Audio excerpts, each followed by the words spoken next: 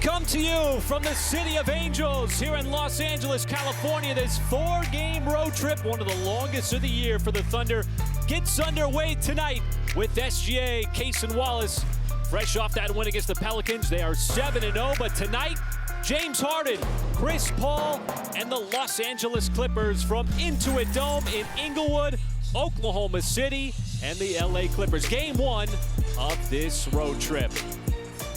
Welcome inside, everybody. Alongside Michael Cage, I'm Chris Fisher. We are not exactly courtside. We are perched up high here inside Intuit Dome. But, Michael, the Thunder come in with that perfect 7-0 record, coming off maybe the best offensive game of the season. They put up 137 points against the Pelicans, a season-high 33 assists. It was quite the demonstration of what to do on the offensive end. Well, a lot of things came right for the Thunder anytime you get 8 guys in double figures, but what I really liked is that the ball was moving, folks.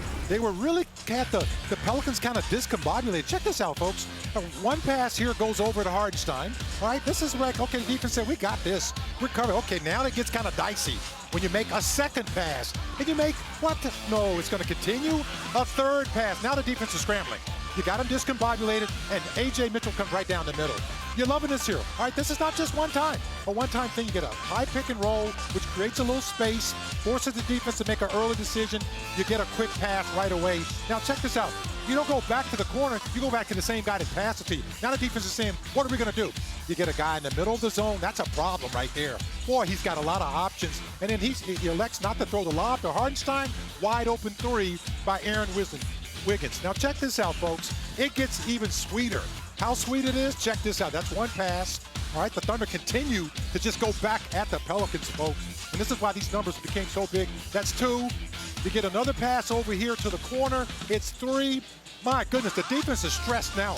They're not used to this. You don't practice a 4th pass. Come on.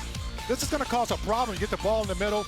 Now you got options all over the place. Come on. That's a 5th pass. The defensive way, we're getting tired. And that's what leads to an open shot. The Thunder found this play. They kept going back to it. They shot 56% from the field, 20 made threes because of those really good looks and outstanding passing. Passing up good shots for better shots. There were so many wide open shooters created by guys like SGA, Isaiah Hardenstein. It wasn't just one guy, Michael. It was the entire team that was racking up assists. And it's tough to get teams to buy into that collectively. And when you got everybody swimming in the same direction, that's a problem for the defense. And that was a big problem for the Pelicans, where the Thunder had 33 assists that night. They're going to want to do that again here tonight against a good Clippers team. It's an elder Clippers team, Michael, that's led by James Harden. This is one of the oldest teams in the NBA, but still a very good quality team. Well, you know, they're very smart. And Tyronn Lue is a really smart coach as well, too. But look at the depth of this, folks. You talk about the age, Harden, Leonard, Zubac, Collins. He's a young guy on this card, believe it or not, at 24 years old. But you go down that chart, man, look at everybody. The ages keep rising.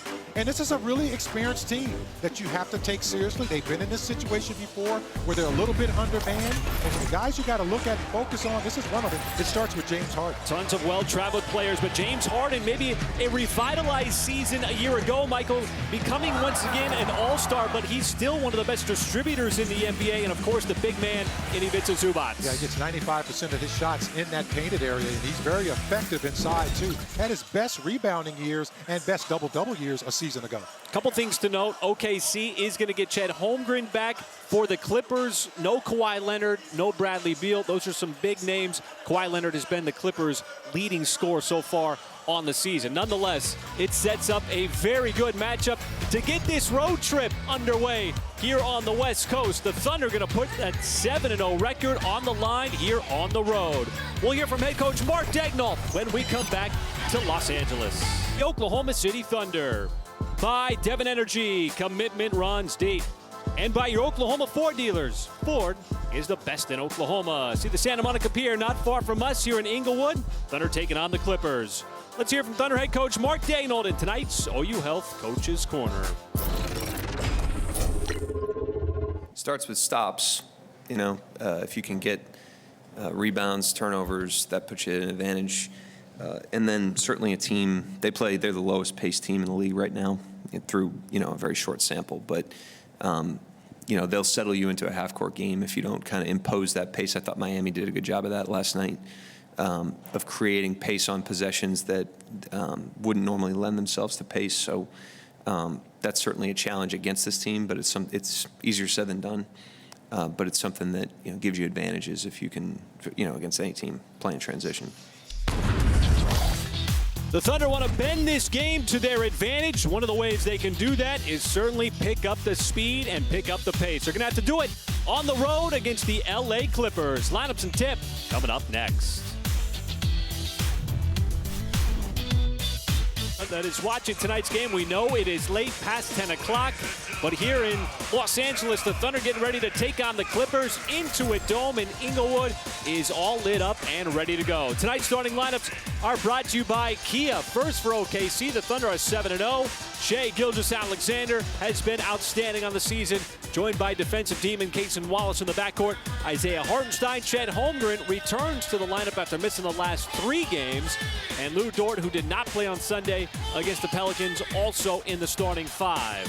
For the LA Clippers, 3-3, Tyronn Lue's starting 5 looks like this without Kawhi Leonard, James Harden, and Chris Dunn. The 10-year veteran, Ivica Zubac, he has been very reliable inside. Derrick Jones Jr. and Nicholas Batum, a bunch of veterans that we'll be talking about tonight for LA. For the first time tonight, let's send it down and say hello to our very own Nick Gallo. Thanks, Chris. The Thunder has had a combined 41 games missed due to injury already this season for its players. That's the second most in the NBA so far this season, which means the Thunder has had to be very adaptable and interchangeable out there on the floor. There's really been no better example than on Sunday night against the Pelicans when the Thunder racked up 33 assists in the game with 8 different guys in double figures, which you'll see here in tonight's Forward Fact. And guys, this was a great example of how when outside shots fall, it really looks good for your team. And Shai said OKC needs to just keep playing with the right intention and make plays for each other, and the good looks will go in more often than not. But against a savvy veteran Clippers team, this Thunder squad knows they're going to need to execute at a very high level. Yeah, you're going to need that execution. Thank you, Gallo, because I am anticipating, Michael, that this Clippers team, even though it's coming here on the back end of a back-to-back, they played Miami. I assume they're going to be much more engaged than that Pelicans team was on Sunday. Well, this is a different Clipper team, too. Now, we know they're the oldest team in the league, but they're very experienced. A lot of the players have come from winning programs, even though they don't have Kawhi Leonard or Bradley Beal. You never take a team lightly. You always play to your strength. I like what Nick Gallo talked about. The ball movement and the assist numbers are going to be really important, forcing teams to rotate not only once, twice, but a third time. Sunday afternoon against the Pelicans, the Thunder got a lot of good looks, and it translated into a very strong shooting percentage, well over 50%. All right, officials had a little discussion there prior to tip. And I think we're going to get this game going here. Everybody's been waiting. Everybody's at center court, even at the legs bending. Looked like the ball was going to get tossed up. Holmgren and Zubac toe-to-toe at center court, and away we go here from Intuit Dome in LA.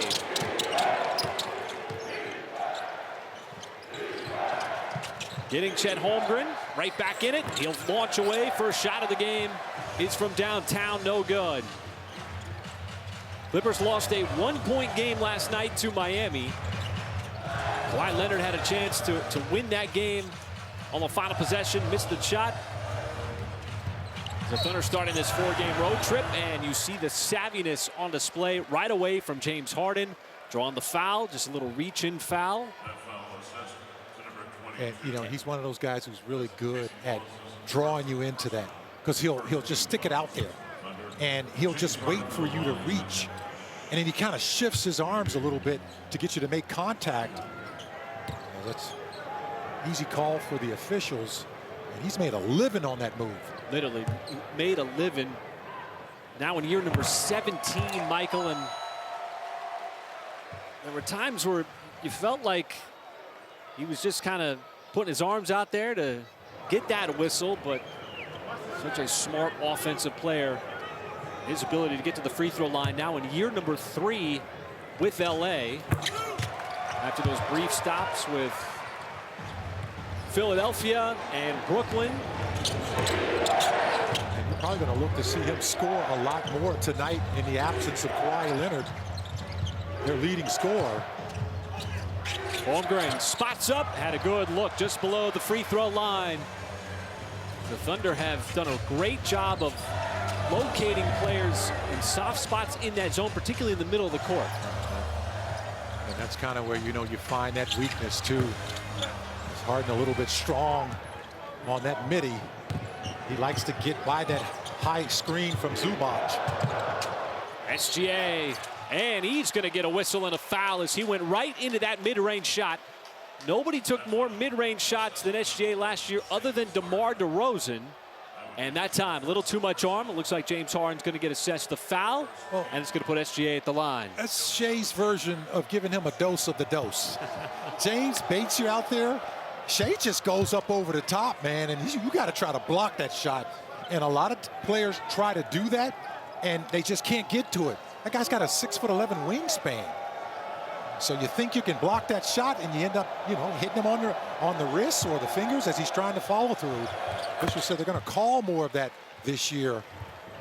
The players kind of go through the arms of a shooter. The interesting thing is, Michael, and you want to contest the shot, obviously, but your chances of blocking it are slim. There is a block inside. Holmgren got a piece on Zubac. Excellent protection at the rim. Harden, deep three, just got fouled by a fellow ASU Sun Devil. This is Dort, and it's going to be a possible 4-point play with Harden going to the free throw line. Another special cooked up by him. Well, how about this first play here? Zubac, man, that guy never misses inside. Chet comes over, blocks the shot. He's able to retrieve it. And here's that foul, just getting into the landing space of Harden as he knocks down the three. That's just talking about. He's going to look to score a lot more tonight in the absence of Kawhi Leonard. That's kind of what you expect. Lose, you know, over a 20-point score in Leonard. But they got a lot of capable players. Harden, no surprise, the most 4-point plays of any player in the league. Nice pass, SGA, and the help defender came over and knocked it away from Hartenstein. Dunn. Back outside, Harden, and he's got a second three. Just a little late out on the contest. You see the Thunder quickly up the floor. There's a deflection, and an errant pass results in a turnover. Harden, defended by Dort, again looking for a whistle. And he was trying to get the foul out there. You saw just the body after the contact go flying, and I believe that is going to be Dort, and that'll be his second.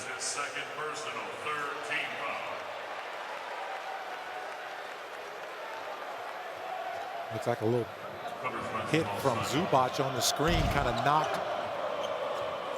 him into Harden.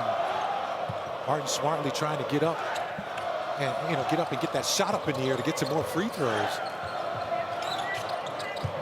As savvy as it gets when it comes to feeling even the slightest bit of contact for a little embellishment. And there is number three for Harden, as he's feeling it here in the first couple of possessions as Mark Daigneault steps out on the floor to call the timeout. The 10-point keys to the game. Well, how about quick passes? Make the defense move really quickly. You get those good looks, open shots in and outside of the basket. Pushing the pace. That's what you like to see the Thunder do a little bit more of right now. Just pushing that pace on the Clippers.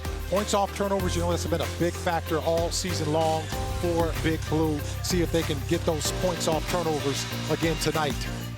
Big factor for how OKC plays defense. Also a big factor in the Clippers' loss last night against Miami. 20 turnovers. James Harden had 7 of them, but he is currently on his own personal scoring spree in this first quarter with the first 12 points for LA. And a quick first quarter timeout called by Mark Daigneault to try to settle things down. See how the Thunder operate here. As Dort on the drive, and he's going to take contact and will go to the free throw line. And that's one way to settle into the game, as Dort, who picked up those 2 personal fouls, is now going to have an opportunity. He did not play on Sunday with an illness, so good to see him back out there.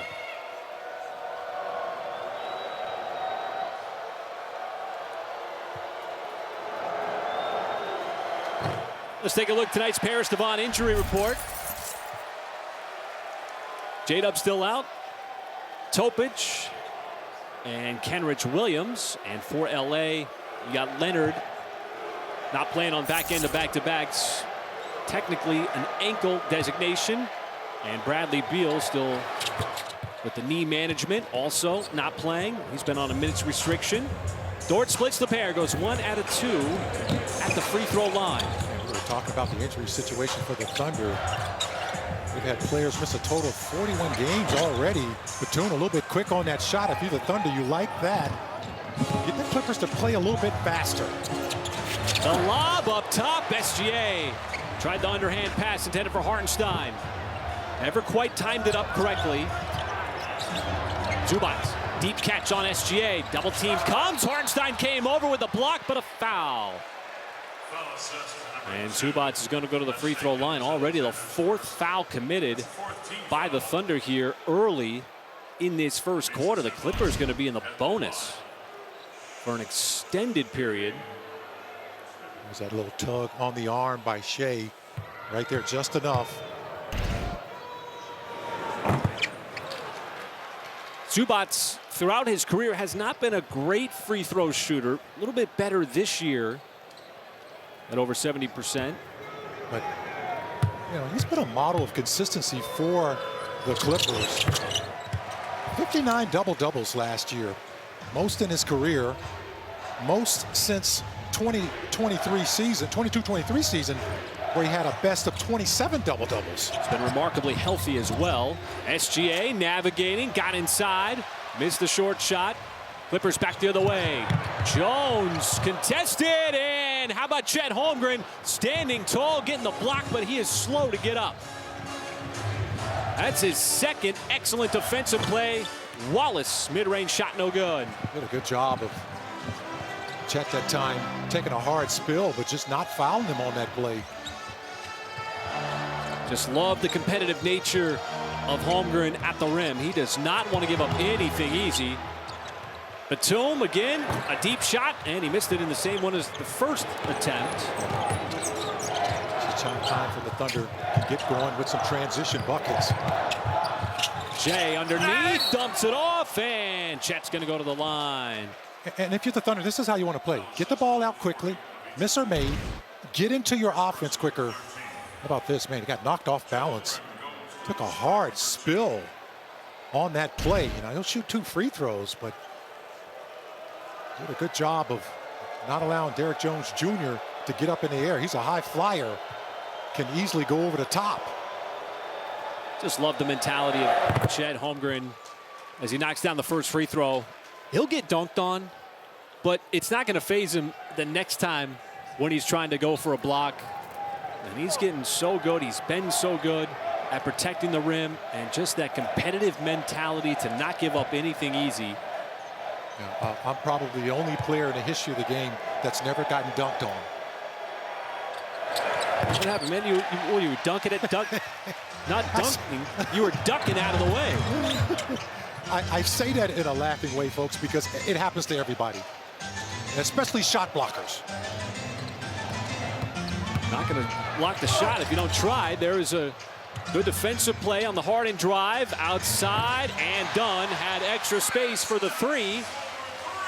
And so far, the Clippers are 4 out of 6 from downtown. Well, this is one of those starts to the game for the Clippers. You just got to ride this out. We're just glad this is happening in the top part of the first quarter. You know, sooner or later, you're going to settle into the game and settle into your offense. Thunder still looking for their first field goal, and they're going to get it from SGA, who splashes one home from deep. Clippers lost a tough one here at Intuit Dome last night. Bitter taste in your mouth coming into the nice ball game, and they know who they're playing. Wallace recovered, got the hand up there. Good contest on the Harden 3. Certainly aware of what the Thunder were able to do last season. Shea on the drive, the kick, catch fire 3. Cason Wallace makes it 2 in a row from downtown. See how the way we can just go back and forth. The pendulum is swinging now in favor of the Thunder. Softness on that zone from LA that allowed Cason Wallace to get off that clean look from deep. Extra pass. Jones cutting in, contest, tough shot, and it drops in. That's good defense by Cason. Just kind of threw it up there. You can live with those kind of shots. It's going to be an offensive foul on Hartenstein out on the perimeter, trying to set the screen for SGA. That is a tandem that loves those perimeter screens. Good ball movement, quick shots, collapsing the defense's Shea. Got 3 white shirts around him. Kicks it out for the corner 3 from Wallace. Look at Alex Caruso. He's in the game, Michael, for 5 seconds, and he's already displaying that pesky defense out on the perimeter. Now he's all up on Harden, who's going to let this shot clock wind down. Going to have to take the shot, drives in, and just got it off prior to the shot clock and with the outstretched arm of Holmgren. Dort, quick release 3, no good. Good shot, taking it from the corner. Came in transition. Zubac, quick on the turnaround, baby hook shot, no good, left it short. The Thunder trying to push. Holmgren right down the lane, goes with a scoop and scores, and you get some quick offense in transition. Yeah, that's a good offense. You talk about, you got your 7-footer, man in the middle, bringing it coast to coast. You know it's coming like butter and toast, folks. Love to see a big man bringing the ball up under control. It helps when you got the agility, too, of Holmgren. And Jones, that's off the heel. SGA, you can see him putting his head down. There's Caruso on the trail, passes it up, extra pass, Dort inside with the left-handed layup. And the Thunder starting to settle in here on the offensive end, getting points off those misses. Yeah, and those points are coming in transition, not allowing the Clippers to set up their defense. But the big man in the middle going coast to coast, folks. A little finger roll action there by Chet Holmgren. Helping him back, and Lou Dort getting his points in. Game 1 of this 4-game road trip. Now, the Thunder's defense has been a force all season long, and one player who's put up some pretty big numbers on that end of the floor, it's Cason Wallace. Defense has always been his bread and butter, but in the Thunder's last game against the New Orleans Pelicans, Cason tied a career high with 5 steals in that game. That now marks 9 steals for Cason over his last 2 games. And let's take a look at tonight's American Home Shield reliable coverage, and we'll see that Cason currently leads the NBA in steals per game and now has 19 straight games with at least 1 steal. Coach Dagnall told us that Cason has a great combination of unbelievable hands, toughness, athleticism, and as time goes on, he's gained more experience, and those instincts have just grown over time, guys. Yeah, would not want to have to go up against him and his perimeter defense. And there is more good defense as Jay Will and SGA collapse on the dive of Jones, come up with the turnover. Caruso straight away. That's off the heel. And you got some substitutions for the Clippers, Michael. You got Bogdanovich in as well as John Collins. Well, these are part of their guys that they're not getting a whole lot of minutes. Bogdanovich shoots a deep 3. That's right now. That's been the story of the game for the Clippers. Knocking down their 5th 3 of the quarter.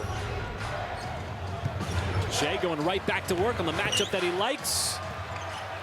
And he's surprised that he missed the shot because it's one that he normally sees go down, especially when he gets below the free throw line. There's a miss from Bogdan Bogdanovich. Caruso sets the screen. Wallace tries the other side of the floor, and he's well short on the 3. Yeah, good looks for the Thunder. Can't argue with how the ball is moving and creating those open looks. Just got lost on Wallace. Harden already with 14 points. This time he'll kick it out. Another open look. Jones, no, the long rebound. He's able to track it down. Harden, the 3, and he's got another one. That's his 4th 3 here of this first quarter. We talked about how the scoring load is going to be on his shoulders. And he is definitely carrying that load. That's going to be a illegal defensive 3 seconds on Zubac. Kind of got caught in no man's land. Come on, say illegal defense. That's from my days. Illegal defense, you know, it's the evolution of the game now. A defensive 3 seconds. See Tyronn Lue on the sideline for the Clippers, now in year number 6. Well, they've been bounced in the first round of the playoffs in each of the last 3 years. They played that fantastic series last year against the Denver Nuggets in the first round. As Harden and his 17 points in the first quarter. He's averaging 23 on the year. He's going to take a seat here at the 3:08 mark with Chris Paul now in year number 21. Enters for the first time. Joe, he'll try it from deep. No good. Weak side rebound to Jay Will. Thunder shooting just 28% here in the first quarter. SGA stops on a dime. What a pretty move and finish. Oh, it looked like he was behind the backboard. He's got such a skill with that shot. Good offensive rebound by Jay Will to create that opportunity. Bogdanovich dumps it down, and Zubac has the jam. Jay Will was out of position. It left the rim wide open. SGA gives it up. Extra pass. Wiggins floats it up. In and out, no good. As Chris Paul in his second stint with LA. Still a couple of minutes left to go in this first quarter. Bogdanovich is going to go to the free throw line. SGA a little frustrated there. He picks up his second personal foul.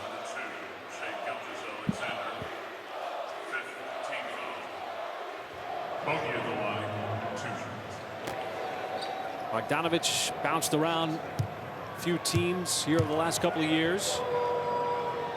And a reminder, there's no better place to catch a game than Paycom Center. Come join us for Military Appreciation Night on Tuesday, November 11th at 7 p.m. when the Thunder host the Golden State Warriors. Head to OKCThunder.com/buy tickets to claim your seats today.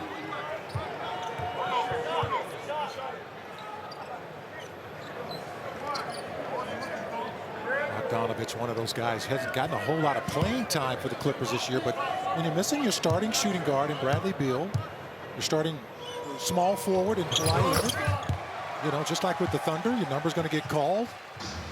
He's a very capable scorer, terrific three-point shooter as well. And you look at the veteran lineup that they can throw on the floor with Lopez and now Chris Paul. That'll be a foul as Jay Will took a shot to the face out on the perimeter. Might have even opened up a cut over the left eye. Foul was called. He's going to have to get some attention, some infection control here on the sideline. And so the officials will let him get all cleaned up. There are so many veterans on this Clippers team that they just can shuttle in. As Dunn got a piece of him trying to fight over his screen. Right in the face there. Took quite a shot. Officials called it. Looks like he's going to go to the locker room and be attended by the medical staff. As he took quite a shot from Dunn. So Jay Will has to depart the game, and Chet Holmgren pops off the bench real quick as Mark Daigneault, pleased with how the team played on Sunday against the New Orleans Pelicans, but he said that it had been kind of brewing over the homestand, which started against Sacramento, continued against Washington. Good ball movement, playing the way the Thunder want to play, and shooting it the way that Isaiah Joe wants to shoot it. He was hot on the homestand, and he gets that one to drop. Well, if the Clippers are going to stay in a drop-back coverage, anytime the Thunder have the basketball on the perimeter, just knock down a few of those shots from the outside to get those players to come out of that paint a little bit more. Zubac got caught for an illegal defense while trying to pack that paint. There's a cut of Collins, contested, and the turnaround shot is good with SGA all over him. Collins comes over from Utah. Again, another one of those veterans that the Clippers have on this roster. There are a lot of them who've had various stops along the way of their careers. Holmgren knew it was going to be short, called it out. As the Clippers have a double-digit lead with a minute to go, a little under a minute, and That is a foul you don't want to commit. Clippers were just trying to settle into the offense, and when you are in the penalty, as Wiggins going to get called for the foul, it's going to put LA at the line. Yeah, I'm trying to.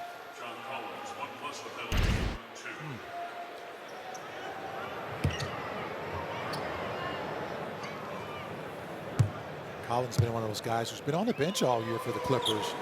But you remember, spent all those productive years in Utah with the Jazz, and then prior to that with the Atlanta Hawks. So even though he's just under 25 on a veteran team, he's still got some experience, well traveled. Traded to the Clippers in July. His production way down, at least in the early part of this year. He was at 19 points per game last year, but under 12 so far this year. Clippers getting to the free throw line. That's already the 9th free throw. So the Thunder playing through some first quarter adversity here. Down by 13. Dunn right up on SGA. Makes his move left. Isaiah Joe nearly the same spot. Missed the 3. AJ Mitchell right back SGA. Fires too strong. Thunder had a couple of looks there, but the shots just not falling in the first quarter. Shooting it at 30%. Still a difference between the shot clock and the game clock. Collins, height advantage, wants to shoot over the top, no good. Mitchell with time, SGA's got it, 5 seconds. Calmly gets it up the floor, ships it over to Joe, a deep 3 to end the first quarter, and it's down. Beautifully done as SGA saw the defenders coming, and it left Joe wide open to cash it in. Yeah.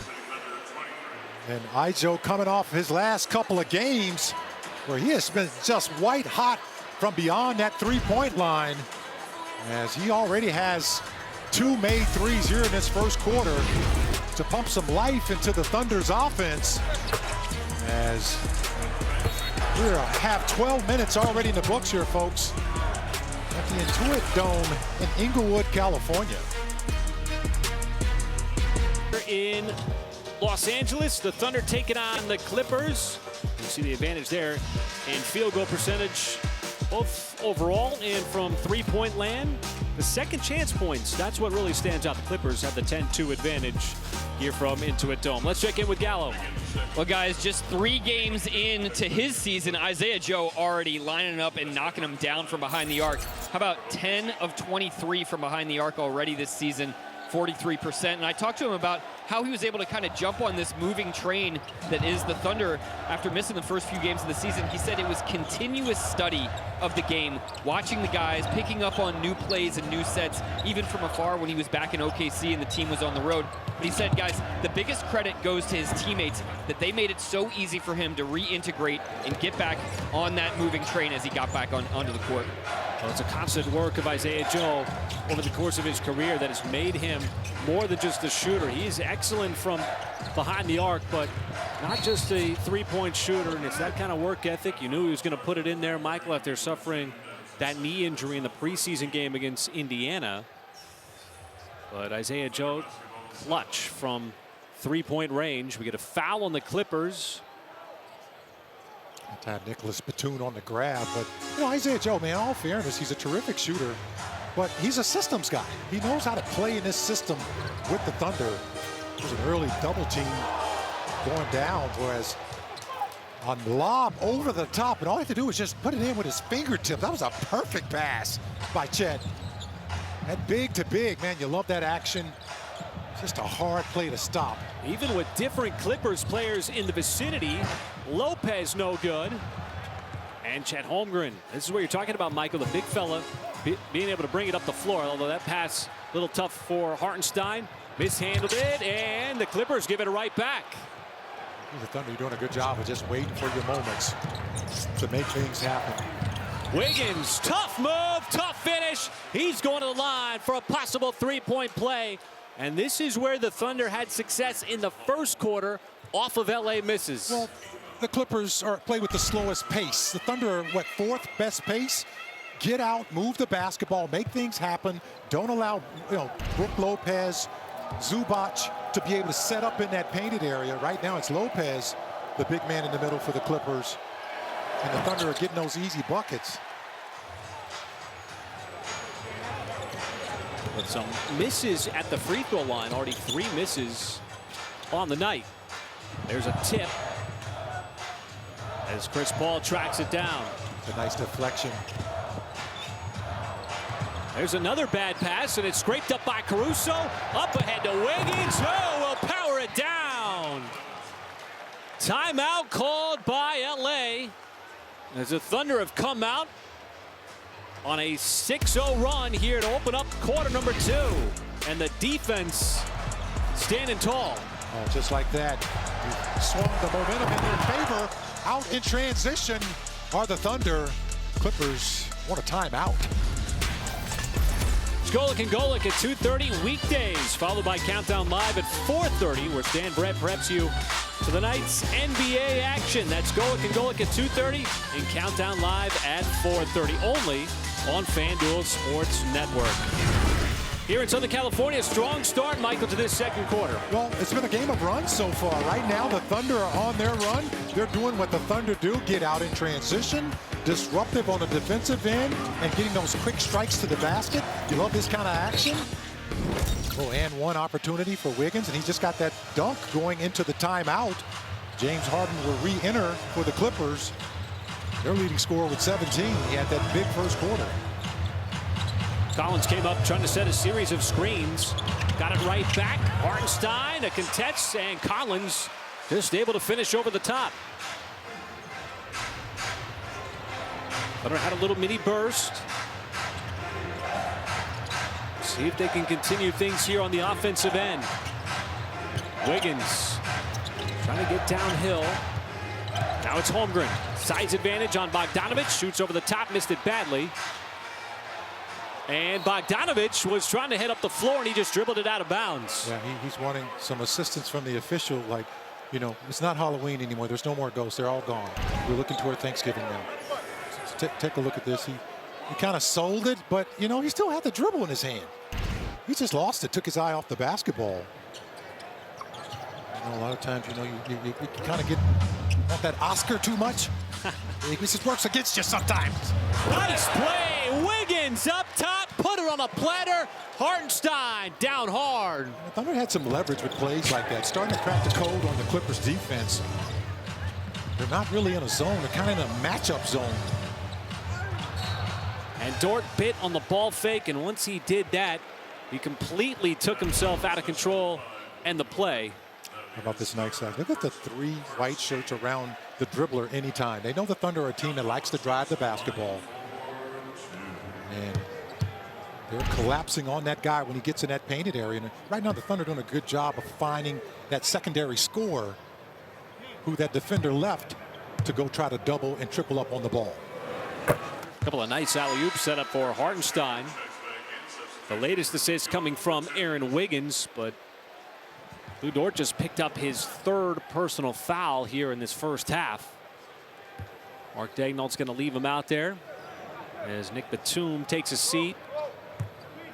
The Thunder finally got a little bit more depth to its roster with Lou Dort coming back after missing Sunday's game with illness and getting Chet back tonight after, you know, a little bit over a week. So it's kind of getting the chemistry back together. It's tough to stay like that when you got so many guys in and out of the lineup. And that's a good pass over to AC, not able to knock it down, but there again, wide open. The Clippers really just could not get to him in time. I think Caruso was even surprised that he was as open as he was. Oh, nice save, but Dort is out of bounds on the baseline. That's what you have to do to James Harden. He's trying to penetrate, and he had nowhere to go as Hartenstein got a deflection on that. Clippers with plenty of time, 9 seconds on the shot clock with a set piece underneath the basket, which is where the ball went out at. Harden will be the one to get it in. And Collins able to somehow slip behind Wiggins, and that pass was on time. It's a nifty little play. Allowed the Clippers to get that on a set piece. It's a little bit of a zone here again.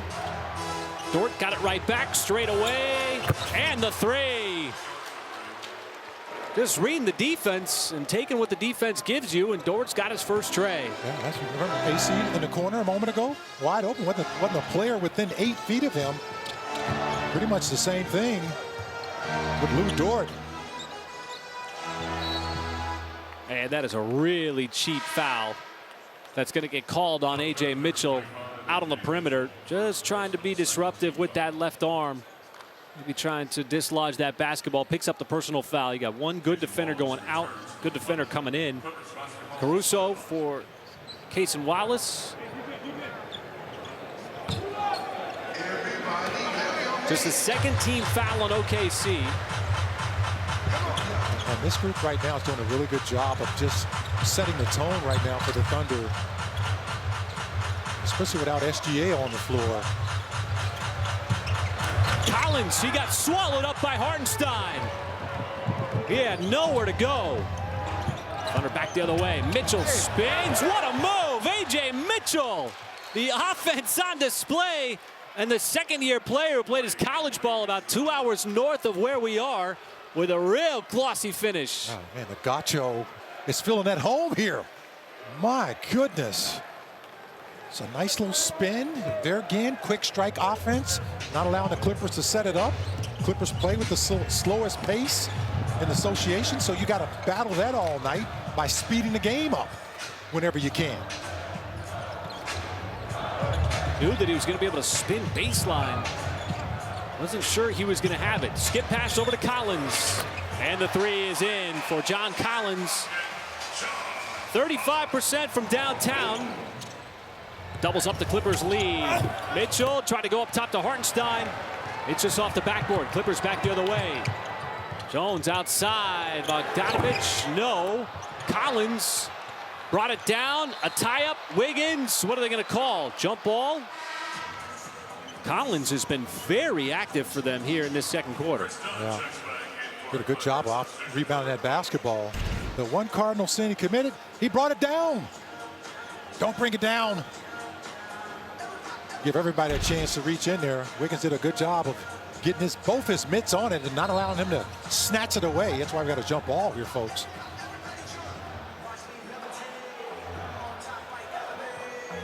You knew as soon as he brought it down that somebody was going to go after the basketball. Oh, yeah. Everybody started drooling with the blue shirts on.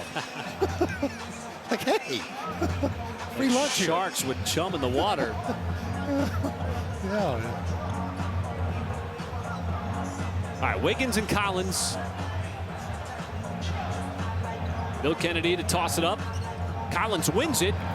And that should be a foul on Dunn, and it is. Yeah. That's an easy call. He just tied up A.J. Mitchell, who initially looked like he had the angle to the ball. Yeah. And good call by the official, because A.J. had a chance to steal this ball, and Dunn just went into his body and just kind of cross-checked him. Stopped him from getting it. Smart play, as Mitchell probably would have had a layup on that play. Mitchell, Wiggins, Hartenstein, Dort, and Wallace on the floor. Wiggins, tough, off balance, and Hartenstein was coming in for the follow, and he gets fouled. How about this? No, he just grabbed him.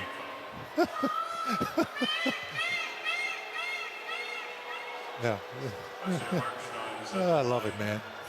You know, the little dust-ups, man, I got no problem with that, They man. know each other well, too.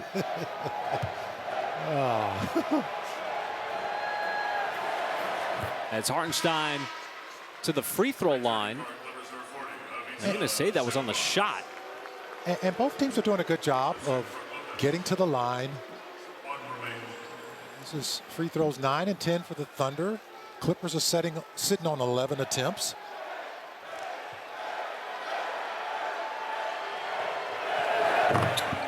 And he gets the bounce to go 2 for 2 in what has been a very low-scoring first half. Keep in mind, the Clippers had that big first quarter with those 33 points. And slowed down significantly here Collins, that was the spot that he made his first three, and they're going to say it's off the Clippers, and they're going to change it. That's one of those times you wish you could take it out like European basketball. Just step out and throw it in, because you knew that it was off of this guy right here. Wallace probably wouldn't have been as aggressive in trying to save it if it had been off Zubac. Not yet to the midway point of the second quarter. Zubac trying to back down Hartenstein. Harden hasn't scored yet in the second. Dort all over him. Offensive rebound inside, and Jones gets the deuce. Those second chance points were big for the Clippers in the first quarter. Mitchell, oh, nice play. Shows the touch as he goes off the window. And two really tough plays so far from Mitchell on the offensive end. Man, that kid's got a lot of tools in that tool bag. And he's pulling them all out, folks, here in this first 7 games, now 8.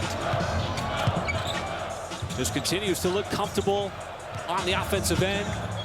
Jones, Hoyce, not going to get that three. Hartenstein, he's going to get credit for the rebound. Good job rebounding. Game tapping the rebounds, you got to do that sometimes. Never assume your teammate is going to get it. Wallace pulled the string on that short runner. The Thunder have settled in a little bit more here in the second. Harden splits the pair defensively. Tip in, no good. Right out to Mitchell. Thunder got numbers here. This is what you want. Fast break opportunities. And that's going to go the other way. Good defense by Dunn. That's why he's on this Clippers team. He is not an offensive player by any means, but he is really stout on the defensive end, and that is just a fantastic strip. Yeah, good strip and off the leg. Almost that would have been 2 points for the Thunder. The Thunder have gained some momentum here on both ends, getting stops and scoring the basket. As this is really good news here, seeing Jay Will back on the bench. A little patch over that left eye. Looking like a prize fighter. I was going to say, just a little boxer's cut. He looks ready to get back in. Harden, tough shot inside. Mitchell bodied him up. He was right there, hands up, but Harden just too good offensively sometimes. Now look how wide open he is. My goodness, there's nobody on that side of the floor. Nobody in the same zip code. Oh, man, and he had time to do his taxes over there. Sometimes there's a defensive breakdown. Man, that's something else there, man. Thunder can definitely take advantage of that. Collins contorts. That is a really nice play. Put it on the deck. And a nice reverse with the right hand. So Collins has been really big off the bench for the Clippers. He's got 15 points. And I'm not sure what's going on here. Another delay of game against the Clippers. If it is, it's going to be a free throw for the Thunder. The officials are discussing whether or not it's going to be called, and it's going to get waved off now. Well, Mark Daigneault called a timeout. No idea what James Harden was discussing with the officials or what he was upset about. Something got decided that he didn't like. This is a tough finish by Collins. Well, see, the Thunder were trying to get a delay of game on that. Zubac hit the ball, but they're saying that Mark Daigneault called timeout, and that was negated. So, folks, we'll take the timeout here in Inglewood, California. Let's round the NBA. Brought to you by the University of Central Oklahoma. The Toronto Raptors, all of a sudden winners of 3 consecutive, beating the Milwaukee Bucks after a 1-4 start. Atlanta 127 over Orlando 112. Surprise there, no Trae Young. And Chicago, Michael, is 6-1. The latest victory, a comeback win. And how about that alley-oop to Chet Holmgren coming out of the timeout? But who knows what's going on with the Eastern Conference here in the early part of the season, the first 2.5 weeks. Yeah, it is definitely up for grabs. Both team is able to get a good lead. Well, how about the poke away by A.J. Mitchell, who just threw that lob over to Chet Holmgren? Joe in transition. Why not another 3 right at the bottom of the net? And we are tied at 48. And just like that, it's a new ball game. Thunder showed some patience and a whole lot of maturity Oh, Harden trying to go over the shoulder with the pass. More numbers for the Thunder. As SGA going to work. Cutting is Joe, flashing, missed the mid-range shot. And an opportunity to take the lead. Jones cuts, hangs, no good, pops up. Holmgren trying to tap it to himself and finally collected.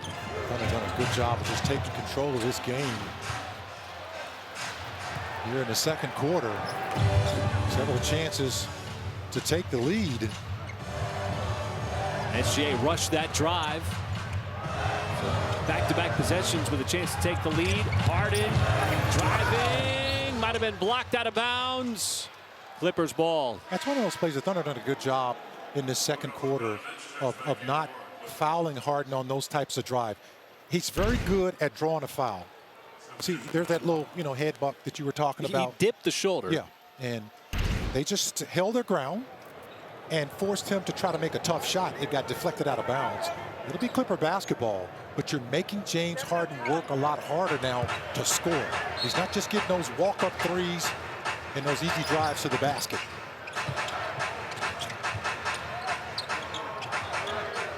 Two seconds. Harden's going to have to make something happen. You know he's got to shoot it, and a desperation three with the shot clock about to expire goes in. And Shea is going to get fouled and go right to the free throw line after Derrick Jones Jr. commits the foul in transition. And Harden, you know he's going to shoot it. He has to shoot it. And Cason Wallace doing everything that he can to try to contest. You can live with that shot. That's just that's a tough shot. By a tough player, who's used to doing at the end of the shot clock.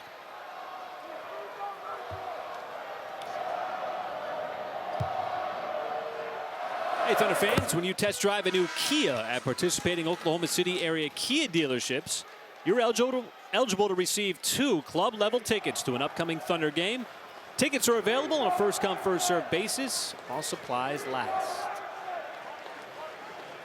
Clippers had that big first quarter. Let's take a look at AC back in the ball game. Some guys just look good with a headband. You're absolutely right. He's one of those guys that just looks good with a headband.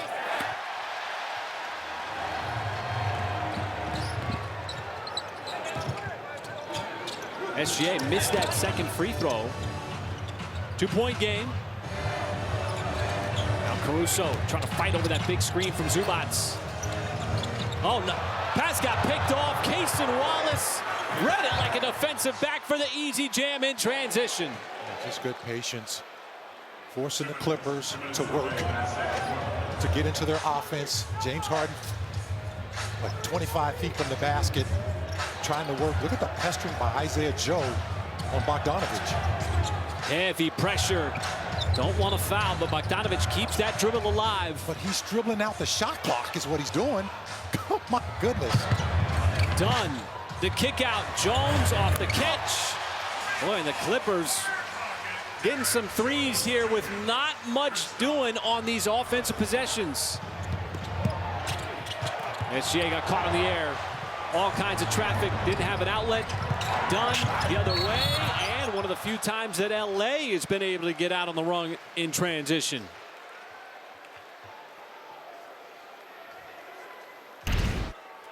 How about this?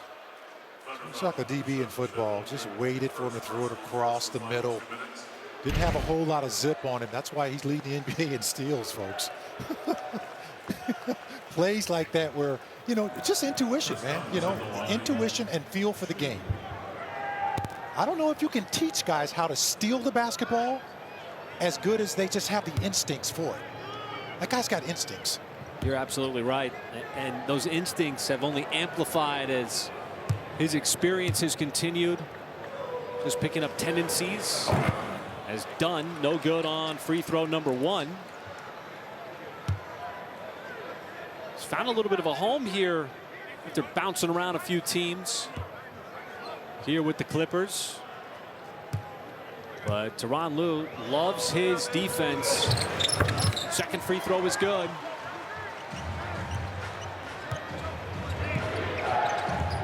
Final 75 seconds of this first half. SGA Over to Joe. This time will step in, and that time just outside the elbow. And Isaiah Joe has been showing his three-point shooting. That time went into the mid-range. Got 11 points. It's just beautiful basketball. Harden overplayed on that possession. See how far away the Clippers are starting their offense? This is good for the Thunder. They got to work to get that ball down below that three-point line. Harden, one of his few misses from deep, but you're right, Michael. That was a tractionless possession. SGA, step back three, and they're going to call the foul. They're going to call the foul on Derrick Jones Jr. That's going to put SGA at the free throw line for 3 free throws. That's the second time he's done it. It's one of those things officials talked about in the summer, was that follow through and going through the player's arm. And they've called that pretty evenly. As he's explaining his case.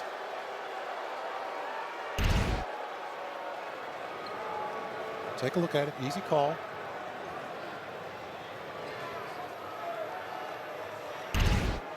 Sometimes if you talk long enough with the official, they might change their mind, but it just hadn't happened yet. I used to always feel good that they would listen.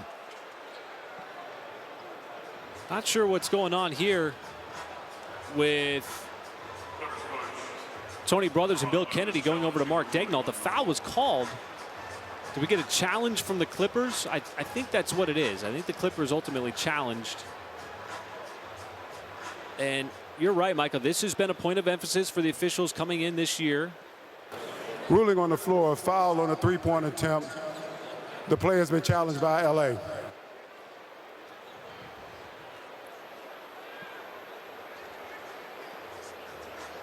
This call under review is brought to you by Pella of Oklahoma, official window and door partner of the Oklahoma City Thunder.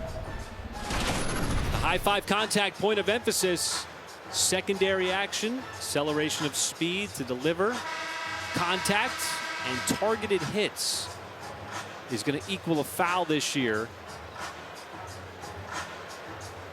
And there was a clear contest from Jones, so this will immediately put this point of emphasis, Michael, under scrutiny here. After review, there is contact to the wrist on the shot.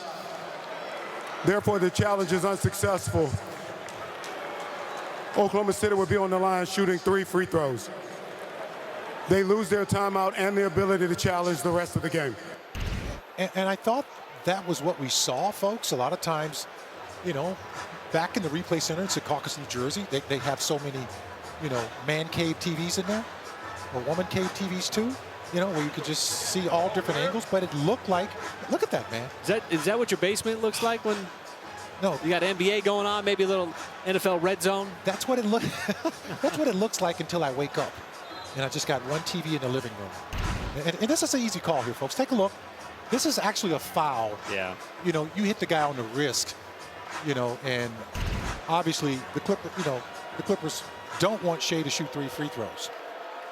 As many times coaches challenge that, a lot of times it's on a shot where there could possibly be points scored. And Thunder keeps adding those points on with a chance here to either tie this ball game or go ahead. As this has been a back and forth game here. Thunder won this second quarter. They've taken control as the Clippers took control in that first quarter. Thunder should have the last possession as well with 34.1 seconds remaining before the half. You know what time it is then. It's Paris Lawson and Nick Gallo.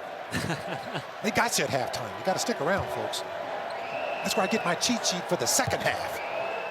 They got all the notes you need. Get you all set up. They've been watching. They've been enjoying this first half. Man, absolutely. And I tell you, they got a terrific podcast too, man. That thing is on point, folks. Interesting, they're letting Bogdanovich bring the ball up. He's not a natural ball handler, but the Thunder have the lead. Final couple of possessions of this first half. Wallace way up on Harden. Now the shot clock hits 5. SGA, double team. Collins, the flash, the lob, and there is another very late possession that results in points. Thunder have done a good job of forcing those deep shot clocks. Now here's that double team. Oh, they left Isaiah Joe wide open.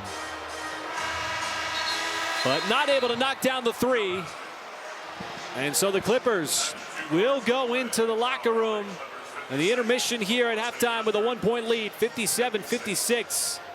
The Thunder play really well in that second quarter. At one point they trailed. And it's a 1-point game here on the road, getting this road trip underway. Thunder defense stepping up at times. Forcing 8 Clippers turnovers. Nick and Paris will break it all down and get you ready for the second half here in the City of Angels. And what is a 1-point game, 57-56. Before we start the third quarter, let's get our update from Paris. Well, guys, I was able to talk to Thunder assistant coach Grant Gibbs at halftime to ask him what started working for Oklahoma City in that second quarter. He said, we got off to a little bit of a slow start, but it's a long game. And in the second quarter, we started to get our defense into the game. But he told me the big focus for Oklahoma City here in the second half is finishing possessions. The Thunder had good defensive possessions, but gave up a few offensive rebounds or allowed a shot right at the buzzer of the shot clock. So OKC really looking to finish these possessions strong in the third quarter, guys. All right, thank you, Paris. First possession of this third quarter is a post play to Zubac. Little throwback, Michael, there. You don't see those post plays very often anymore. Yeah, those guys have been battling the entire game. This big to big action.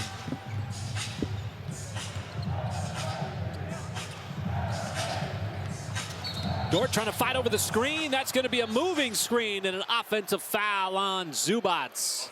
Nobody better than Dort. And Zubac, as you would expect, disagrees with the call. Well, stuck that leg out. Anytime that foot goes outside that shoulder, they're going to call that. How familiar is that for SGA? Getting to that sweet spot. A little midi action. You see how much height he got on that jumper, Michael? He was so elevated. And for the second time this game, Dort commits the cardinal sin of fouling James Harden on a three-point shot. Tough. James is one of those guys, man. He loves to get that call because he's good at drawing it. There's that kind of slap toward his follow through. And if you're anywhere near James Harden, anywhere close to making contact with him, at any point of his shot, he is going to embellish the contact to make sure that everybody knows that there was contact. Right. Yeah, he does a good job. Even on just normal shots, you just kind of got, if he's pulling up that deep, sometimes, you just got to step away from him. Make him make tough shots. He did that in that first quarter. He was slow in that second quarter. He makes all three. Similar call to what SGA got there in that second quarter. Officials have been very consistent with that call all season in the association. Harden, the 11-time All-Star, returned to All-Star caliber play last year, where he was very good. 5 seconds for SGA. Got a screen from Hartenstein. Matched up on Zubac. Tough fadeaway. That was a deep two, but Harden the rebound. Thunder, they'll get back defensively. Nicely done. Zubac deep catch, and SGA didn't commit the foul that time. They knocked it free. This is not that often. You're going to get Zubac to blow a dunk and get it blocked.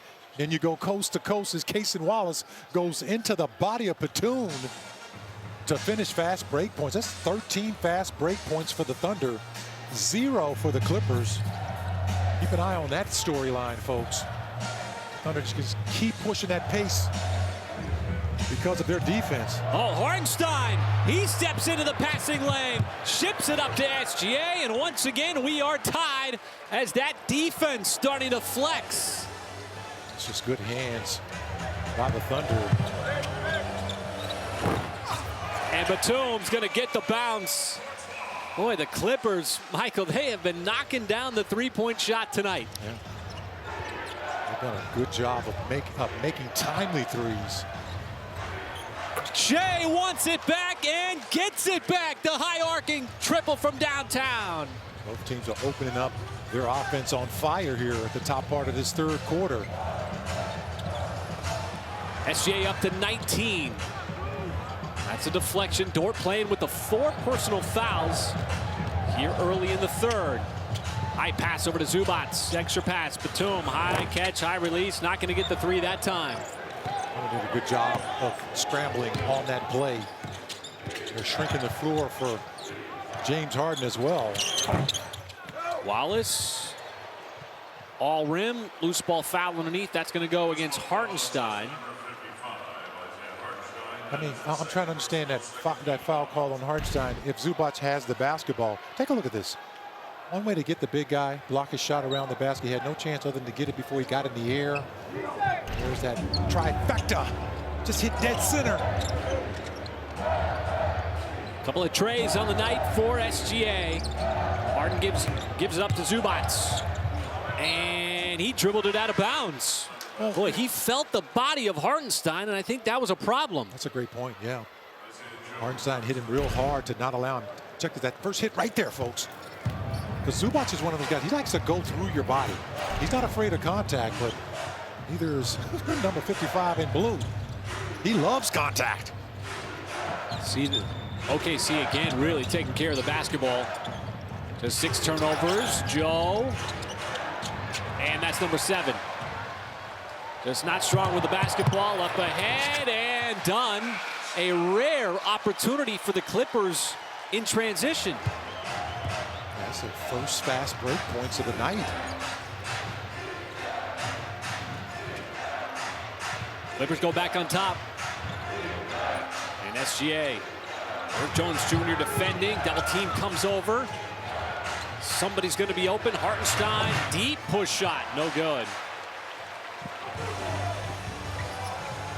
If the Thunder can just keep the pace up there in this game, it's going to really wear the Clippers down over these next few quarters. Boy, there have been some really generous bounces on 3-point shots. One from Batum and that one from Jones. As SGA tries to give it up, and another turnover. Dunn snuck in on the backside. Punched it free from Holmgren. And it's last touched by OKC out of bounds. Well, the Clippers, Michael, they have done their fair share of working the ball around themselves to free up some open shooters. That's, as you mentioned, got some really nice bounce here tonight so far. Thunder pushed them deep into the shot clock. Like I said, that has a tendency to wear our offense down if they're constantly struggling through the shot clock. But then again, the Clippers play with one of the slowest pace in the association. How about that poke away and steal by AC? No surprise, it's a deflection, and on the other end, Caruso. Full speed, tough finish with the left hand. He went coast to coast, got the steal, and ran down the floor. Got the basketball and the score for the Thunder. Hard to believe those were his first points of the night in this game that continues to be extremely snug. Again, a late shot clock. We've seen these from the Clippers. Harden drives, floats, no good. Zubac, offensive rebound, but the putback might have been blocked. Wallace, full flight, other way, and he scores with the left hand. Pace and space for the Thunder. Space on the offensive end, pace when they get the basketball. See that latter one here, folks? How about this? It's a little bit of pace here. SGA going coast to coast. We're on with them. Wilt Chamberlain with 92 straight games. Oscar Robertson tied with Shai Gilgeous-Alexander at that third spot with 79 games so far tonight, guys. Shai with 19 points, well on his way to holding that number 3 spot all by himself. And guys, Shai talks so much about his insatiable desire to want to continue to grow and get better as a player. And a lot of that evolution for him now is mentally. He said, the longer I'm in the league, I understand more, not only about myself, but the game and the nuances and the offenses that are being run. And so all of that he's taking into account, and that helps him grow even at this level as a player, guys. Thank you, Paris. And just remarkable production going up against the best of the best on the defensive end. And Batum not going to get the bounce that time. Zubac is going to get fouled as he was in position for that rebound. And Alex Caruso a little perplexed as we come up on the midway point. But going back to SGA, Michael, and just what he's been able to do over the last year plus in the production that he's been able to find. And we've seen defenses throw just about anything and everything his way. Harden, no on the three. Nice tip over. And, oh, the Thunder can't believe it. There's going to be a loose ball foul underneath. Wow, that's two tough calls. The first one on Alex Caruso, and now the tap by SGA. Tough calls, man. Take a look at this. He just tipped it over. Wow. They called the foul on Holmgren. But they've been wrestling all game like that. Leave that alone. There's more contact than a third-grade soccer game on a Saturday morning. Cold field. And Zubac again battling, and him and Holmgren trying to get that ball underneath, and it's off of Zubac. You haven't been on that cold soccer field on a Saturday morning with your kid yet. Your parents at home know what I'm talking about. I remember doing it, though. There is SGA going right around that Clippers defense. That was cold. And he cracks 20 points again. How about this? The Thunder regain the lead here. Jones, no. Three's drying up a little bit between him and Batum. As SGA. Thunder have the lead, looking for a little bit more, and SGA yet again from downtown. Nothing but nylon. He just knows when to take his shots, folks. Bears was talking about his overall game. It has been special as Jones Jr. hits again. Missed the first one. Shea just having a solid night again with those 8 rebounds and, well, 8 assists and 3 blocks. And Chet had the positioning inside. You know, it's interesting because, you know, in starting 5, the Netflix series that came out, SGA wasn't afraid to hold back against the Clippers. He said, I'd be lying if I tell you I didn't get up to play the Clippers every time for obvious reasons. I want to make sure when it's said and done, OKC won the trade. Well, he's done more of that, and he's added a whole lot to it, too, that 12 other ball clubs have never done. But he's also just a terrific leader. Look at this ball movement, folks. We talked about that. The Thunder did a good job. They've had some open looks because of that crisp passes. One of those keys to the game was, you know, the Thunder's ability to pass the ball quickly. And that's going to be a delay of game. They finally caught him. The third one, and it's going to be a technical foul on the Clippers. They keep messing with the basketball every time they score because they know the Thunder like to get out in transition. And this time, it's going to stick. If you're wondering why SGA is at the free throw line. And I think that was the issue right before halftime. Remember, Michael, the Clippers,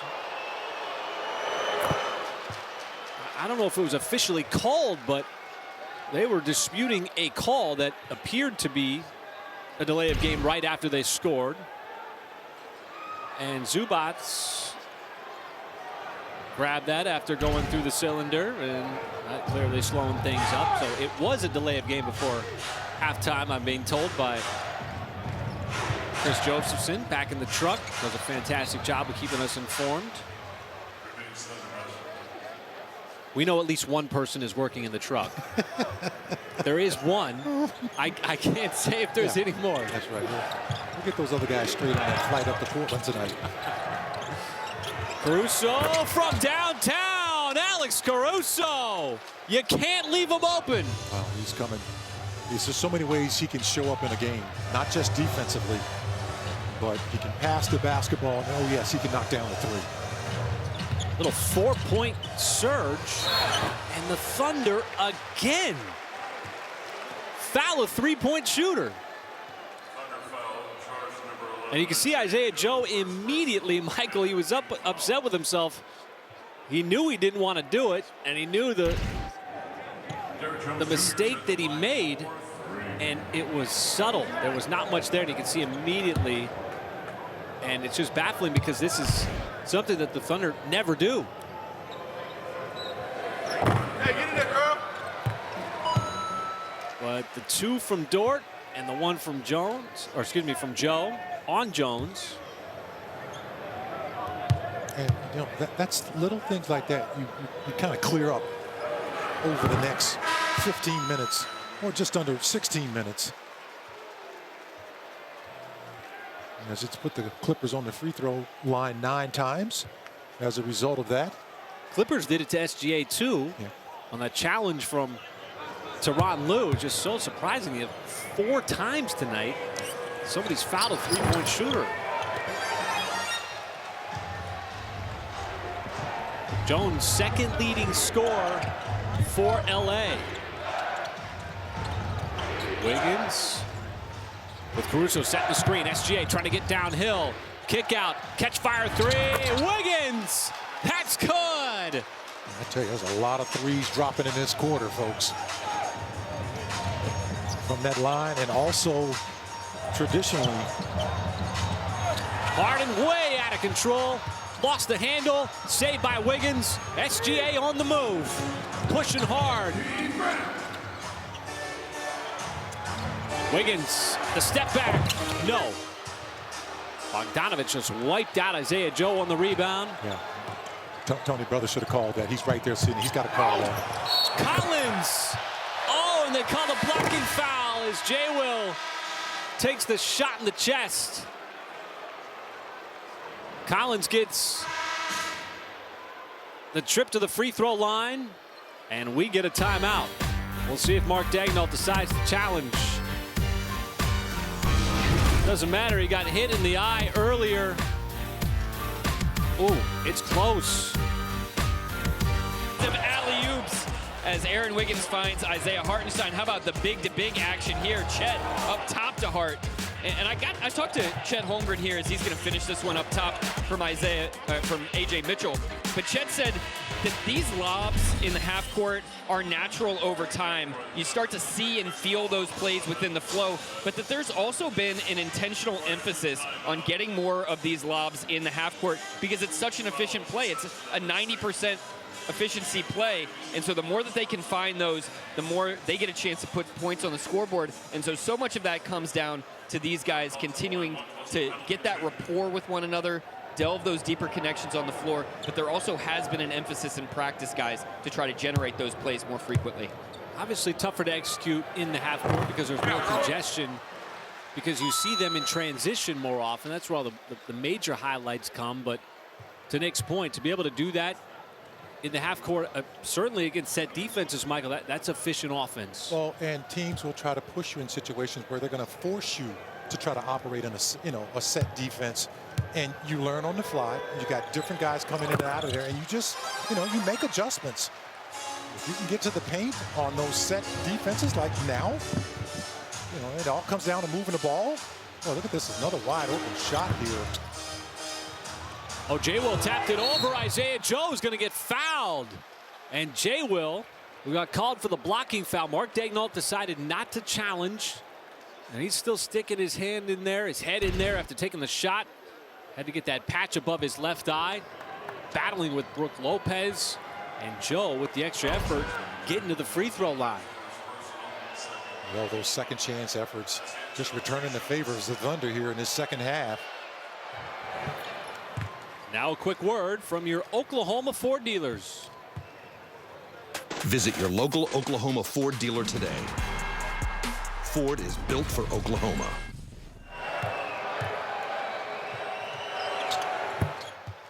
Joe goes 2 for 2 at the line. It's been excellent off the bench. 13 points. Wiggins right up on John Collins, who kept his dribble alive, trying to drive downhill, missed it, and it pops over to Jay Will. Good job of not allowing Lopez to get his hands on that. Quick offense by the Thunder, and it turns into a trifecta. That's what we've been talking about all game long, folks. Not allowing that set defense of the Clippers, getting them a little bit spread out and moving that ball. Boy, he is feeling really good right now, shooting the ball with a lot of confidence. The Thunder have their biggest lead of the game right now, 86-80. Fourth 3 of the night from Joe. And Lopez, a very deep 3. The Clippers have been dialing up from deep all night long. Yeah, that's been their bread and butter ever since the start of this first quarter, as Shea is just slicing and dicing and getting to the rim. Bogdanovich looked like he was on skates, man. It's going to take more than one guy to slow him down, especially when he's got his dribble. Bogdanovich is not going to provide much resistance if he's matched up on SGA. They run him off the three-point line. Lopez, sidestep, made one, make it two. And so Brook Lopez, who spent all those years in Milwaukee with the Bucks, now in year number 18. Jay Will can't respond. Tapped over to Collins. And Lopez, one of those guys, he's not going to put it on the floor and dribble. You just got to stay down on him and make him shoot those threes. That's going to be an offensive foul on Lopez. Think about this, Michael. Brook Lopez has been in the NBA so long, 18 years. He was drafted by the New Jersey Nets, not the Brooklyn Nets. That's how long ago. It was the New Jersey Nets, team that you played for back in the day. You got a problem with the New Jersey Nets? No. Okay, I'm just saying. But that is remarkable, though, a career. Look at this, a wide open look again for the Thunder. Woo! And they continue to knock down those shots off of beautiful passing, folks. And right now, that guy there is serving up a hot cup of joe. It's scorching hot. Don't touch him hot. Absolutely. Boy, he has really been utilizing that three-point shot. The kick out.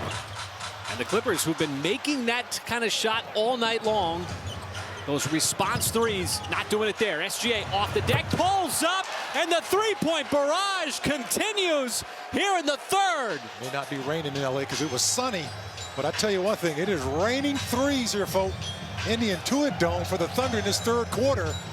They are pushed out to their largest lead of the night at 8. Oh, there's a steal snatched away by A.J. Mitchell. Wiggins outside, someone's gonna have to shoot it. Mitchell off balance. But they do get the steal to end the quarter. And the Thunder, thanks to the three-point shooting, build out their biggest lead of the game. It's 8 points going into the fourth quarter. Well, we've been talking about the Clippers knocking down that three. And the Thunder right now have had the last laugh at the bottom part of this third quarter. We still got 12 left in the books. But they're just flipping a script on the Clippers with some trifectas of their own. They got a +8 on the scoreboard. Fourth quarter is presented by Devon Energy. And ever since the Thunder started off cold in the first quarter, how about 61% since? Some of that coming via the three, but 25 fast break points. That is a season high. After the big first quarter for James Harden, he is quieted down, but still 25 points, 5 made threes. And SGA doing what he does, Michael, as he not only cracks 20, but he is already up to 30 thanks to that last three. He's got 4 threes on the night, 30 points, and his usual rotation here is going to start the fourth quarter on the bench. But the Thunder have their biggest lead of the game at 8 points. Well, Thunder did a good job, too, of not allowing any second chance points in that entire third quarter. Clippers had 15 at halftime, still sitting on 15. So they tightened the screws on a lot of things that were really big pluses for the Clippers. Nice behind the legs pass. Why not start the fourth quarter with a three? It's Caruso. And everybody's chipping in on that. Just everybody's seeing a big basket right now. Clippers have been playing in that painted area. Thunder have been making some good passes, too. Just making those shots now. How about 15 out of 30 from deep? Paul can't answer with a three. Those are the shots that have been falling for the Clippers throughout the night. Over half their field goals have been from downtown. Mitchell kept the dribble alive. Nice tip out by Hartenstein. Wiggins, second effort. The follow. Mitchell right there off the soft miss. Gonna just continue to open up a cut like they're in a prize fight. Just going right back to it, staying very solid with their offense. The lead is now up to 13. My goodness.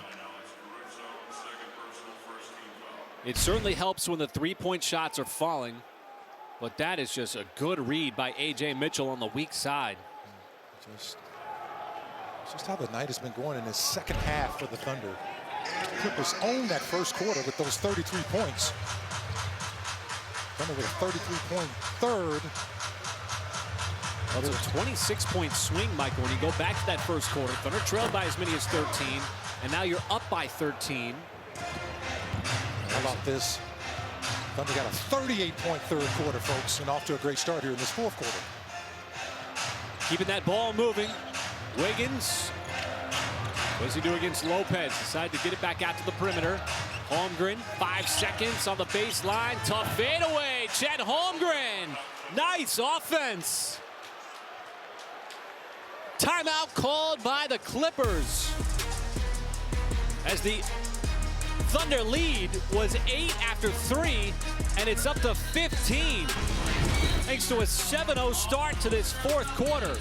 Holmgren, nice turnaround at mid-first bank. Official bank of the Oklahoma City Thunder. By Devon Energy, commitment runs deep. And by your Oklahoma Ford dealers, Ford is the best in Oklahoma.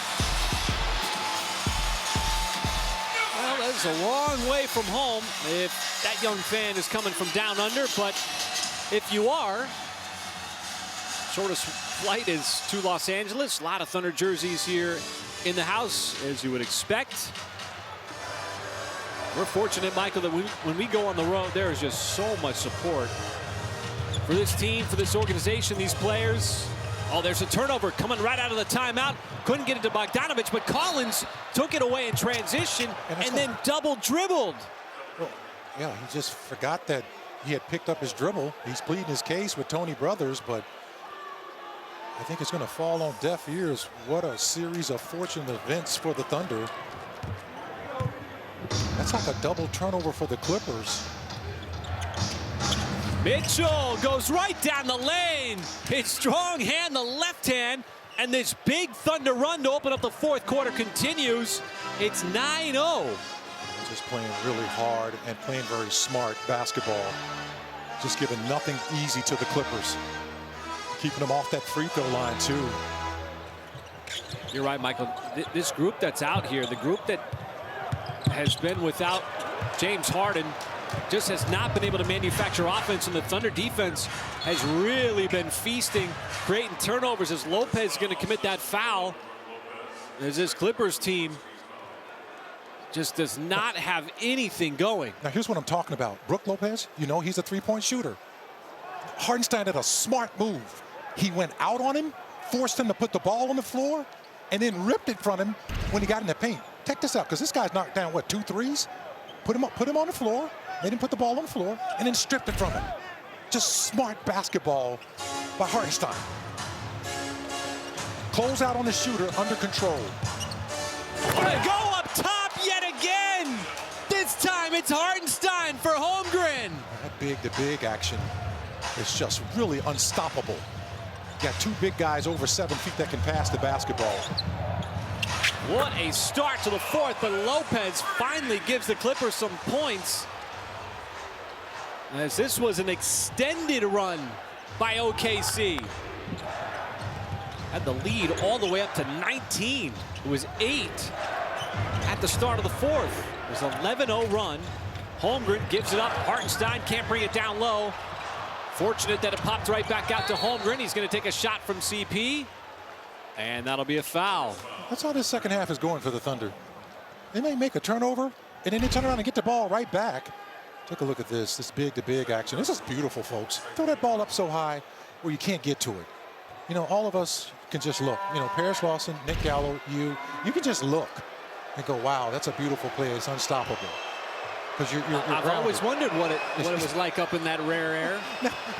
Now, if that's A.J. Mitchell throwing the play, you go, yeah, I see that. But you can't see those 2 7-footers like that. That's just beautiful basketball. 2 guys have been playing together for a while here, folks. And that's just a read. That's not a set piece. They don't work on that. They don't call it. It's just playing off the defense. Well, that connection that is only going to continue to grow. Something that was important at the tail end of last year. Something that was certainly a priority. As Holmgren goes 2 for 2 at the free throw line. And they still don't have a whole lot of time together. Had more time together in the playoffs than they did in the regular season last year. So continuing to build that chemistry and learning each other and getting better and better. Well, Lopez is feeling it. That is his 4th 3 as he has come off the bench with 12 points. All of that coming here in the second half. Hartenstein is going to get fouled, and for the Clippers, that is the third team foul here in this fourth quarter. Remember we were talking about Lopez is a guy that wants to shoot threes. That's all he's out there for, is to shoot threes. And he's a terrific three-point shooter at 7 feet tall. And what, I think he played 31 seasons in the league. He's got LeBron James beat. 18. Mitchell, no. Hartenstein, the follow, yes. Just everything is going right for the Thunder. And they're getting SGA some valuable rest here. And still in the top part of this fourth quarter. On the front end of a back-to-back game. We'll travel up to Portland after tonight's game. Part of life in the NBA. Those road back-to-backs, nobody likes them. They're not ideal. They're difficult. This is the second extended road trip for OKC. Already, they're the first one coming right out of the gates. As the three, no good. Holmgren the rebound. This has been a really good display, Michael, of this Thunder team. And they fell behind early. They had that surge, offensive surge from James Harden. They're down as much as 13. But they have stuck with the discipline and the game plan that Mark Daigneault talked about that they would need because of this good Clippers team and the defense that has dug in, stuck to the game plan, not giving up anything easy like you said. And, you know, Mark Daigneault, he'll mention it probably multiple times a day in a 48-minute game, but these could be long, and there you have it again. All day long, the skyscrapers continuing to tap one another. How about that nice screen and roll between 2 7-footers, folks, at the top of the floor? If we get a chance to show you that again, that is a beautiful play. And to take a look at this, folks, this is just, I mean, coaches don't coach against this. Okay, what if there's a screen and roll between 2 7-footers? Coach, what are we supposed to do? These two guys have been playing off this all night. Just bend the rim. It's just beautiful basketball. When you get shots like that, Michael, it's why you shoot it 54% in the game. Yeah. High quality shots. Caruso's going to get called for the personal foul. Boy, it has just been fun watching this Thunder team operate the last couple of games in different ways. It was obviously all that great ball movement and the assists, but this has been a little bit more surgical. Yeah, and it just shows you the balance on this team. Collins going to get called for that. Man, he got away with the first one. And the second one was even more egregious, as that will be a turnover for the Clippers. And, you know, kudos to the guys on the floor. Take a look at this. That's the first one. He's like going, oh, they're not calling that tonight. Oh, they are calling that if you do it twice on the same play. Instead of, your mentality shouldn't be, oh, I can do that again. It should be, hey, I got away with it. Maybe I shouldn't do it again. Yeah. And Aaron Wiggins just continues to pepper the Nets from the outside. It looks good when the shots are falling, but the Thunder doing more than just shooting threes and taking down the Clippers. Aerial attacks, and then there's aerial attacks. Well, I'm loving this because the Clippers have not cracked the code on this yet. That big-to-big pass. Call that the 7-foot connection. You got to be 7 feet to connect this. Well, we got 2 7-footers that are throwing it. Just lob city here, folks, between these two guys. And it's just coming off pick and rolls. It's coming off drives to the basket. Just a plethora of moves between these two guys. But it's just been beautiful basketball. It's more on that. Let's check on Mr. Nick Gallo. What he's got to say about all this. Well, that's 19 dunks already this season for Isaiah Hartenstein. He's in the top 4 in dunks in the NBA for an individual player, which is just remarkable given his usage rate. And this is something that's really been growing, not just from last season, the continuity, but over the summer, those two guys spent a lot of time together. Mark Daigneault said this is the value of guys being able to have more of those free flow minutes out there on the court together. He said they played in some really high leverage games, and then they had some time in the offseason as well to play a little looser. And so that's the type of creativity that can happen between two guys like this. What did you say about the peppering the net. I like that term because the Thunder continues to pepper the nets. My goodness, that's their 17th make from downtown against 33 attempts, folks. That's after the really slow start on the offensive end, too, as we get a tie-up. And how about this? You got Tyronn Lue on the back end of a back-to-back, and he has essentially pulled his guys with half the quarter left to go. Well, how about the Thunder also giving SGA some valuable rest? He has not touched the floor this fourth quarter. He's got 29 minutes and 30 points. And get this, folks, he's got 12 assists. He loves to get his teammates involved, along with 3 blocks. So he's doing it, you know, he's just a total game all the way around for the reigning MVP. Always cheering his teammates on. He is just a model of a leader, folks. And it's just remarkable, too, Michael, because you look up as there was a 3 by Christie. You look up at the box score, and he's 9 out of 14, 30 points. You mentioned the 12 assists. Maximum efficiency. Maximum efficiency just from an individual line in the box score. But he affects the game and has such a huge impact within that efficiency, which is what makes it even more remarkable. Well, he does a good job, too, of handling the pressure. Because if you're going to play the Oklahoma City Thunder, there's always a lead dog. You're going to say, okay, in the locker room, on the chalkboard, there's this guy, SGA. We got to find a way to get the ball out of his hands. They found a way to get the ball out of his hands, and he gave up 12 assists. But he also put down 30 points. That's what makes him so unique and so special. And that's why fans love him all around the association. And you look at all the jerseys everywhere he goes. There's kids lined up. We've shown him here tonight. You talk about, you know, and he's still a young star, man. I mean, the guy is just, you know, he's just really what you would call a face for any organization, let alone the Oklahoma City Thunder, which we are proud to have a guy like that. From your couch to courtside, you can find your fit at the official Thunder shop at Paycom Center or at OKCThunder.com/shop. Now this, go ahead, Mike. And to think that this is where he got his start, here with the Clippers, played his first season here. This is what I'm talking about, to my point. They just love that guy. He's got that number 2 blue jersey everywhere. And to think that he started right here in Los Angeles and has not looked back since stepping off the plane in Oklahoma City in season 2. Was drafted 11th overall by LA, 2018. Played that 2018-19 season with the Clippers. They got knocked out by Golden State in the first round. Great experience. But for SGA, the 4th time this season, he's scored 30+ without playing the 4th quarter, and the 3rd consecutive time. Thunder will be in Portland tomorrow night.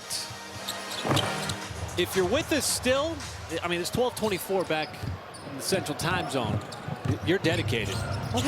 No, they always going to stay up for the Thunder games.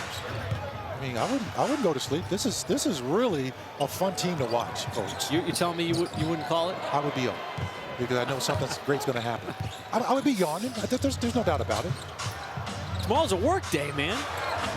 Oh, Jay Will, get into the 3-point mix. Wow, this just continues as A.J. Mitchell took a shot, too, on that play. Laid out for a minute.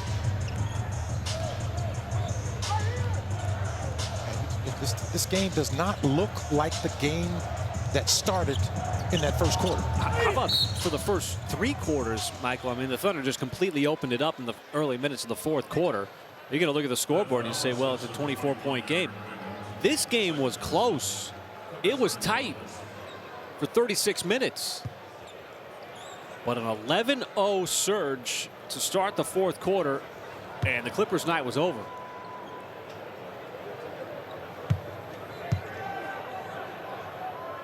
Niederhauser to the free throw line.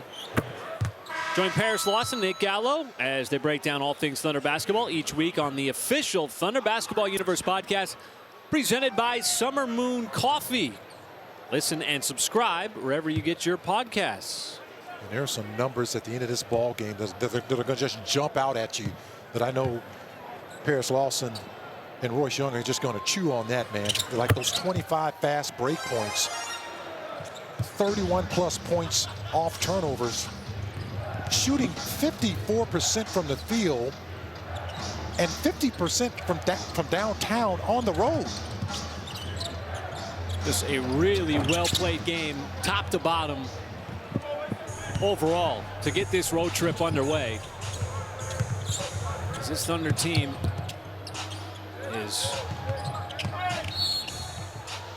going to go up to Portland and have a perfect 8-0 record against a good up-and-coming Portland team, a young team. But SGA, again, not playing in the fourth quarter, Michael. Third consecutive game that he has sat out the fourth. And he plays so hard that, you know, you almost want to try to get him rest minutes when you can. And he was just fantastic tonight, folks. I really love the fact that he can affect the game without scoring. Because had he not hit the 30-point mark and get, you know, what, the 20-point plus mark and break the Oscar Robertson record or the tie, and those 12 assists still would have been glaring at me. Because I'm saying to myself, this is a guy who's a scorer by nature, but he's got such an all-around game that I don't really think he gets the credit for it. And you've seen it tonight. When you look at the stat sheet after this game, you will look at a lot of players, but you can't look too much past what SGA has been able to do in 3 quarters. One of the reasons why he was the MVP. Nice pass. Boy, Ousmane Dieng drawing in all those defenders. And that dump down pass, nicely executed. Did a good job. Just hold on to that basketball with a whole lot of pressure before dumping it off to Carlson.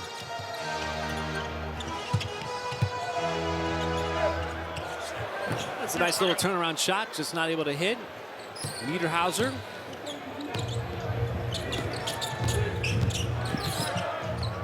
We got Dieng, Carlson, Youngblood, Jay Will, and Wiggins out there. Youngblood, you're used to seeing him taking 3-point shots, going to get fouled there. And he's going to go to the free throw line with 2 and change left to go. Thunder need 2 more points in the paint before they would hit that 50-point. You've been tracking that all year. I've been tracking it all year. It's been impressive, too. On a night, especially when you're knocking down a bunch of threes, you generally don't have as many paint points. And it's time for tonight's Thunder Player of the Game, brought to you by Riverwind Casino. Well, he didn't contribute, Michael, to all that paint production that you've been calculating over the course of the game. But how about 6 threes for Isaiah Joe? Yeah, 14 threes through his first, 3 games? 22 points tonight off the bench. The Thunder's bench scored 55 points. They're sitting on a double nickel. You know that because SG had a double nickel, the week before that. I'm just tagging it somehow. Tying it together like a shoestrings. Keeping it going? But that's another impressive number. 55 points from the bench. I can't wait to hear Paris Lawson and Royce Young talk about some of the things that happened here that unraveled the game for the Clippers and turned the tides in favor of the Thunder. Well, that's a beautiful shake, left, right, hesitate, stutter, dribble, and finish with the left hand by Mr. Wiggins. That's a schoolyard, out in the gym type play from Wiggins. Absolutely. They made him work for those 2 points, too. So well done. 3-point shot. Telfort, no good. Nice rebound by Youngblood. So the Thunder will move to 8-0, a magical number for the Thunder. Started off to an even better start than a season ago through their first 8 games. So kudos to the squad, which is coming up big. And a lot of close games along this 8-game winning streak, but also have opened up a few games as of late. Seemed like every one was tight early on. All those clutch games, 4 clutch games in the early part of the season. There's a tip-in. It just seems like the season was just going to be a grind those first couple of games. Double overtimes against Houston and the Pacers. I was going, man, this is just getting close. And put a ton of pressure on the Thunder. The team that was depleted with all those guys missing time, with all the injuries. But the Thunder been able to fight through it, and now they're really picking up a little bit of steam It is going to be an impressive victory over the Clippers. And the Thunder are going to get off to their best start in OKC history, improving to 8-0. But this one was a surgical performance, particularly in the second half. After trailing by 10 points after the first quarter, the Thunder were scorching hot. And with some excellent defense and some fantastic shooting, they take down the Clippers here on the road, 126-107. And the Thunder off to their best start in OKC history, 8-0. And this one was impressive. And they capitalized on a lot of different areas. They got that game, the game sped up with those fast break points, 25-3 advantage there. Got massive points off turnovers, and then, of course, knocking down the threes was just another story for the Thunder. Whenever they're going to the paint, they got to that magical number of 50 points in the paint, but those 18 threes still resonated on the scoreboard and took the Clippers out of the game. So much production outside of the top five. Another big performance. Isaiah Joe, 22, Wiggins, 12. We're used to seeing all these guys, Mike, to step up. Alex Caruso had some big threes in the second half. Jay Will, part of that big run. AJ Mitchell again. And that's what this Thunder team has done over the course of the last couple of years. Empower everybody on this roster, top to bottom, to be able to contribute at any moment, no matter what the time and score is, no matter where the games are, no matter what's on the line in the season. Some steady performers tonight from top to bottom for this Thunder team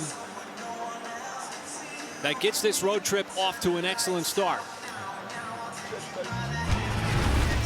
And one of the things tonight, Michael, that the Thunder were able to do to kind of get that offense going after the slow start in the first quarter was points in transition. Well, you and I were talking about that. The Clippers was in their favor because the Clippers played with the slowest pace. The Thunder played with one of the fastest pace. And when they started getting out and making plays like this, they literally took the Clippers out of the game because they were so quick to get in transition, and they got those points on a variety of different ways, and it really opened up the game for the Thunder. All right, let's send it down to Nick Gallo, who is with Isaiah Joe. Isaiah, after that first quarter, you outscored them by 30. How were you able to change this game so dramatically? We got back to our brand of basketball. We got off to a sloppy start. A lot of knick-knack fouls that we could have, taken care of. We let them get a lot of offensive rebounds, and so we kind of settled into the game, cut out those mistakes, and we took over from there.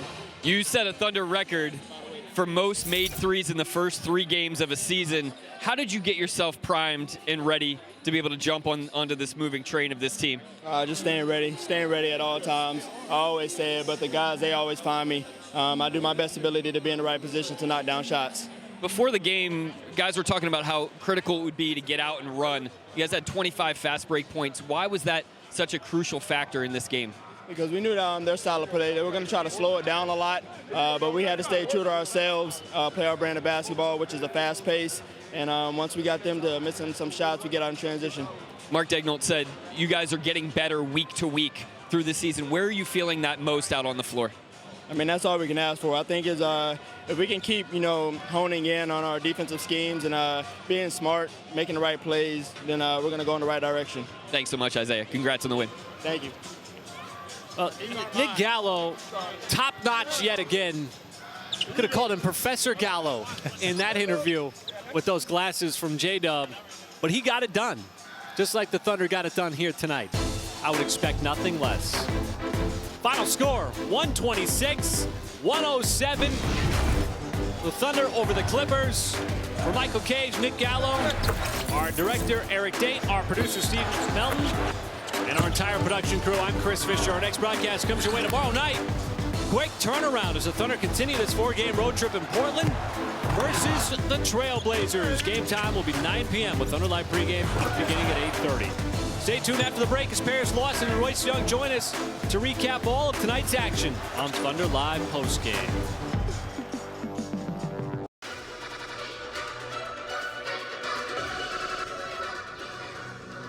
Max Wanted Music.